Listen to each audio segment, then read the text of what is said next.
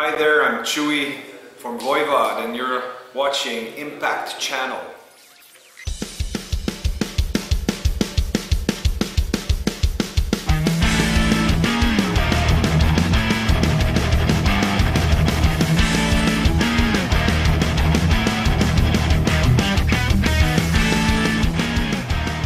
Greetings everyone, our guest today is Chewy from Voivod.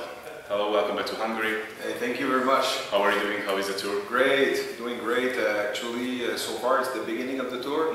We played Poland, Czech Republic, Romania, Slovakia, and Serbia. And now in Budapest, we really like to play here every time. It's very, there's always a warm welcoming from the staff and the fans as well. So we're really happy to be here. Awesome. Your next album, The Wake, is going to be released on the 21st of September. How would you describe this record in your own words? We worked a lot for this record. Like, we gave everything we had. And just the composition was a journey in itself, you know. And to describe it would be like having pretty much all the ingredients of Voivod's music, but with a new spices here and there, because of course the lineup have changed, and we have our own personality, and when even one member change, it creates a new chemistry. And with the EP that we did before that, we kind of found our way to write together and find the colors that we will use naturally on the composition. So it was a great journey to work together, and the album we already had find this method of working, so it went more fast and more to the point. No ego in the way. Like when someone bring an idea, we work around it. We try to make it shine, you know, and it makes the multi-dimension music, because everybody's personality is in each and every song. So it's very nice to experience so much creativity. Are you going to play any new song on this tour? Yeah, we have released 3 singles for the album, so we are playing the 3 singles now since yesterday, because the new single, I Conspiracy, came out yesterday with the video. Yeah, awesome one, by the way. Thank you. We're really happy. Costin did a really great job at the drawings and the animation. It gives the song the best vibe, and so we started to play it yesterday. So it's exciting to play a new song during the tour. Recently, many bands play their classic records in the entirety. If you could pick one album of each decade of Voivod, which one would you like to play entirely? Each decade? Yes. Oh, that's a hard one. If I would, because we did Dimension Atros already, the whole thing. So that's checked, you know, on my list. I would love to do Nothing Face, the whole Nothing Face album. I would love to do Decade.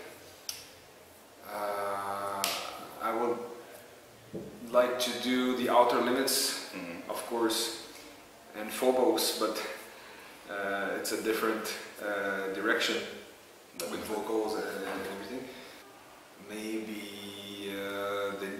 the new one, actually. Yeah, that would be the 3 decades for me. And what do you think about the Eric Forrest era? What do I think about it? I love it. Yeah, I just dig the Phobos. I listened to it like many times. Negatron, I listened to it a little bit less, but I preferred the live version on the Voivod Lives album. And I really like Eric Forrest's voice and his energy, and he's totally different, but it's still super Voivodish. So he's super talented, and now he's touring with E-Force, playing his songs from the Voivod catalog. So it's pretty exciting. I wish I could go see the show. Do you like E-Force, by the way? Yeah, it's very good. We meet him every time we are in Europe or so, and he's a good friend and very talented. I wish him the best, and I would love to see the band playing that stuff. You have inspired many musicians worldwide. Who would you like to hear on a Voivod tribute album, if you could pick the bands yourself? Oh, I mean, that's a hard one. I can't think of one artist in particular, but it would be welcome to hear any fan or any well-known or less-known band trying to cover the song, because there's a few one out there, you know, from bands, and it's very difficult to find the Piggy's chords. So I hear it, they did a great job, but it's not quite the chords. But at the same time, when you do a cover, it's fun to have different approach or different riffing, a little bit of twisting here and there. But I would love to hear some versions of old Voivod and new Voivod songs for sure. I can't tell any name that comes to my mind, but it would be anybody would be welcome to do it. And who's on your bucket list to work with? Any artists, you know, not necessarily musicians, but maybe artwork designers, painters, anyone? You know, again, it's the kind of question that I never know what to answer, because you happen to have a life, and it gives you the opportunity to work with some people, and of course people I would look forward to work with them, but I don't know them as humans, so I'm not sure even if it's going to work or not. But we all have heroes, but most of my heroes are passed away sadly. So I mean, Alan Holsworth, by example, who passed away last year. I'd love to collaborate with Cardiacs from the UK, but Tim has health issues. But I would love to play with Kavis Torby, who plays with Gun now. He was in Cardiacs in the last version of the band. I don't know, really. It's hard because there's so many people that comes to mind that you don't want to pick one. It's a tricky question for me, that kind of question. I'm sorry. It's a recent phenomenon that many musicians pass away recently. Many bands just split up, you know. What do you think? How will this affect the metal scene? Well, there's new blood. There's always it always renewed itself. Of course, there's monuments that are that went away, and we have to celebrate their lives and their music, and to remember what they bring to the metal scene, and the emotions that they gave us, you know, and the memories attached to the music as well. You know, I remember seeing we were playing with Heaven and Hell for 4 shows, and seeing Ronnie James Dio sing every night was like, wow, I was blown away. Same thing for Motorhead, you know, we've opened for them a few times. So yeah, it's a hard blow each time we have a sad news like that. But life goes on, and we have to, like Piggy, you know, like when he passed, it was a shock. And I didn't knew him personally. I met him a couple of times, but the best way to honor him is to play and continue and go on, you know, to play his music every night. And of course, since I'm a Voivod fan from an early age, 11 years old also, I was influenced by him, and my contribution is to make the other guys happy, you know. It's working good for now, since 10 years already. Yeah. And how would you describe his legacy? He was very humble about his talent. Crazy compositions, novelty, uniqueness, resilience, lots of ups and downs in the career. So unique, one of a kind. Yeah. And you know, like when I started to listen to Voivod and to like the band, I noticed the first thing I noticed was he was playing the riff up the neck, not in the lowest part of the instrument. You know, it was not chuggy like chunky or gent riff. It was all and with actual chords with 3 notes in it, you know, not just power chords and stuff like that.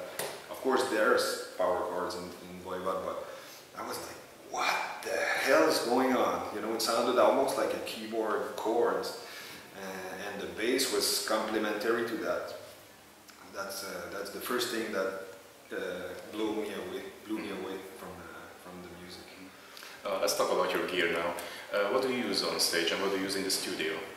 On stage, basically, I have a Fractal Audio FX8, which is the version, the pedal version of all the effects and stomp boxes, but there's no simulator, cabinet simulator or amp simulator. I run it through a head, which is usually a dual rectifier. I use the clean channel only, and I use the distortion from the FX8 and all the effects from the FX8 with the 4 cable methods. So the send, return, the loop of the amp, and 1 volume pedal and 1 expression pedal for different things that I program, depending on the preset of the song. I have my signature model guitar, which is made by Bond guitar, like James Bond, but it's made in Montreal.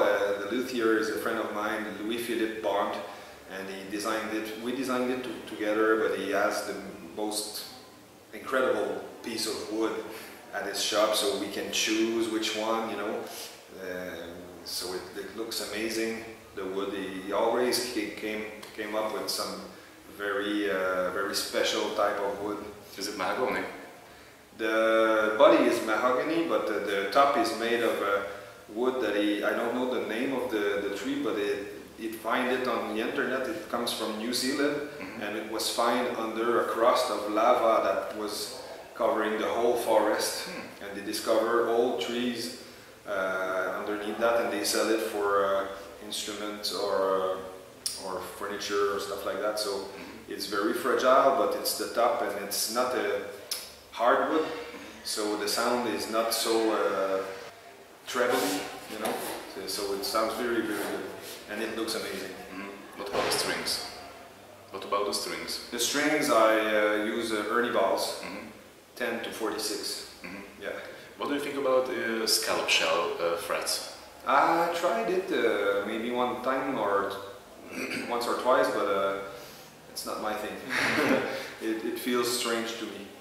What do you think about fan fret? I tried it too. My luthier does that a lot on an 8 strings guitar. I liked it. I kind of liked it on the on one acoustic that I tried, an acoustic guitar. But it's a habit, I guess. You have to get used to it. Absolutely. I'm used to the straight ones. Like most of us. Yeah. What was your first instrument? Piano. Yeah. How old were you?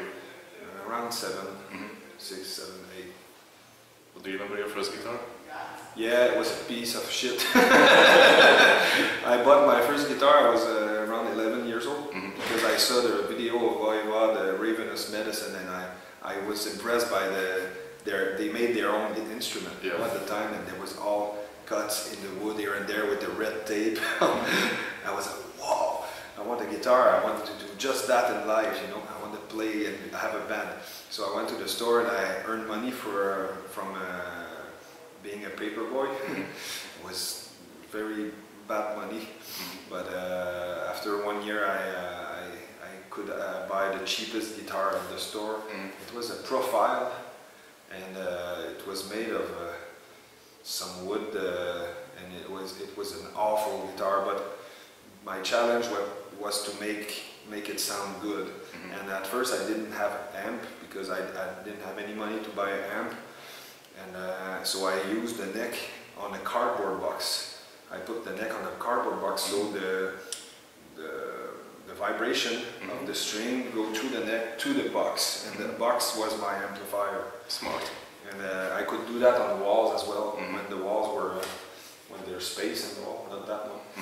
So I did that for 6 months, and or 1 year, and then I had enough money to buy a small 10-watt Jordan amp, and I didn't even know how to make it sound distorted. So I played on the clean channel for many months, and then I figured out that if I put the gain to 10 and the volume to 1, I had distortion, and now I was super happy. And my brother and mom was super upset. Same here. Yeah. I practiced like 8 hours a day. It was a nightmare for everybody around. And what was the first song you have ever learned? Actually, the day I got my guitar, it was 88. Yeah. And February 88, and I have learned the intro of Guns N' Roses' Sweet Child O' Mine, because it was happening at that time, and I thought it was easy to start with, and then I think I learned a Metallica song, and For Whom the Bell Tolls, I think, or something like that, and then it got heavier and heavier and heavier. But yeah, that was probably the first thing. The first day I had my guitar, but I've learned it an octave lower, because I could read the note because of the piano, but I didn't know that guitar transposed note an octave of an octave. So I've learned the intro with open strings. It sounded different, but I didn't know why. And what was your first album, the first that you ever bought? Killing Technology of Voivod. Yeah. With a cassette, went to the store with my bicycle. I was 11, same year. And I bought this, and maybe at the same time or not so long after, I bought the Testament, the Legacy, or the New Order, or both. And, but yeah, first album I bought with my money was Voivod, Killing Technology. And what was the first show as a fan? Voivod, 13-year-old, they played in my town. It was the Nothing Face tour, and it was my first metal show ever. I was the youngest guy in the crowd. Everybody was taller than me with long hair, and I didn't have beard at the time. You know, I was super impressed, and I could smell some strange smoke and stuff. And I was in front for most of the show, and then the mosh pit started, and I stayed there, you know. And it was amazing show. And at the end of the show, I was in front of the speaker because it was too much violent, the mosh pit for me. So I was a little bit on the side, but I could feel people in my back and stuff. And I couldn't hear anything after the show because I was in front of the loudspeaker, and I left during the last song. But it was a life-changing experience. I think I was also around 13 or 14 when I saw Voivod first. They were playing with Tyrion on the tour. I think in '99 maybe. Yeah, makes sense. Yeah, with Eric Forrest, yes, I heard of the tour. It was really great, and even Christopher told me from Tyrion how much he was impressed and inspired by Voivod. Oh yeah. In spite of the fact that you can't actually hear Voivod as a direct influence in Tyrion, but still it's there. Yeah, sometimes it's not, influence is not like copying something, it's using ingredients and make something else with it. So it's not always super in front, the influence. And what was your first show as a musician? Piano, at the age of 7 or 8, concert. I played a classical piece, was not so complicated. I learned it by ear. My teacher wanted me to read music, but I just listened to it, watched the fingers, and fake the reading.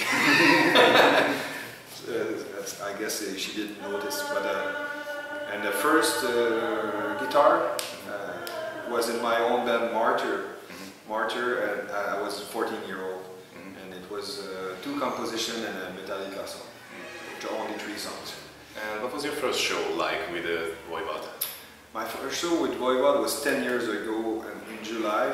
It was a big festival. We were at Heavy MTL in Montreal, and it was a big festival with Iron Maiden and Motley Crue and a lot of many bands, and it was supposed to be the only show for the band, you know, only like a tribute to Piggy, and then we opened for Ozzy in Calgary, and then we flew to Japan, and we opened for Judas Priest in Canada, in Montreal, and it never stopped.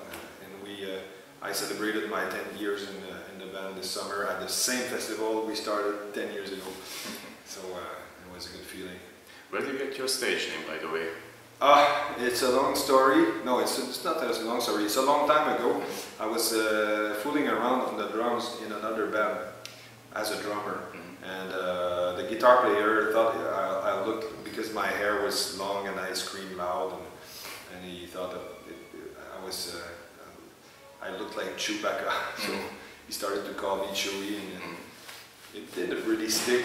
But when I joined Voivod, I thought, oh yeah, I had one nickname in my life, and that was that. And I think that would be a good fit. Do you like Star Wars, by the way? Yeah. Also, the old movies. Yeah, when I was a kid, I was very impressed by the movies, and as a kid, you know. Yeah. And what do you think about The Force Awakens and The Last Jedi? I think it brought back the same kind of emotion. Of course, seeing the old actors coming back and everything. Some part of the movie were like that. Yeah. So it was entertaining. How about Rogue One and the Han Solo movie? Han Solo, I just watched it in the plane. Maybe I fell asleep. But good promotion. It's a good promotion. I mean, I don't remember. Well, I think, you know, it has to be a movie for kids, and lots of action, and the story is not so complex, you know. But back in the day, the most impressive thing was the actual maquette. Like they all did the spaceship for real, with photography, stop motion. It's amazing how much work that would be today. You know, now it's all computers. But that I think that's why I really liked Star Wars back in the day, because it looked real, but it was actually real. The spaceship was real, was physically, you could touch it with your hand, you know. So that's when it's digital, you can see the difference. Yeah, that's what I was actually missing when I was watching the first, second, and the third episode. You know, the dirt. Yeah, exactly. The dirt, the rust. You know, it looks like a spaceship, but it's not future. It's just another dimension. It's all this rusty, like the Millennium Falcon. You know. Yeah. We have to have this feeling. All right. Last few questions. What are your plans after this tour? Touring. We may write some new music soon, you know, during tours, between tours. But I think we're going to tour for a while with this album. So far, so good. The reviews are great, and the album's not out yet, but we have a very good feeling about it. And we have a lot of 9.5 on 10 reviews, you know, all positive. So I think it's a very strong album that Voivod fans will really like, and we're very excited about it. So we're going to tour as much as we can everywhere on the planet, because before it explodes. Looking forward to hear that. Yeah. Please list your 5 favorite albums of all time. I know everyone's favorite. Yeah. I have a hard time with that kind of question, but oh my god. I would pick any Cardiac's album. I don't have 5 favorite albums of all time. That's the trick for me. Like, that's the tricky question, because every week is a different one. Something recent, maybe? Recently, Virus. Any album from Virus, a band from Norway. You have to check them out if you don't know them. It's very unique, super original, very good. I love the music they do. Cardiac's Virus. you know, I listen to jazz, I listen to classical music, maybe 16 Men of Tain of Alan Holdsworth is one of my favorite as well. UK, the first album UK did with Alan Holdsworth is a very good one. But you know, it's very hard for me to I don't have like of course some Voivod album, maybe Killing Technology would be in that list because it's the album that's gave me the guts to buy a guitar and start my career. So yeah, it changed. You know, it can be Jaco Pastorius' first solo album, it can be Michael Jackson's Thriller, it can be Shostakovich String Quartet, you know, so it's hard for me to answer. Okay. So I'm sorry. What's the meaning of life? Do your best, I guess, and connect with people. Any message to your fans? We're very excited about the new album, and we're really happy to be here in Budapest again. And we really hope you enjoy the new music and you celebrate with us the 35th anniversary of the band. See you soon. Thank you very much for the interview. Thank you, my friend.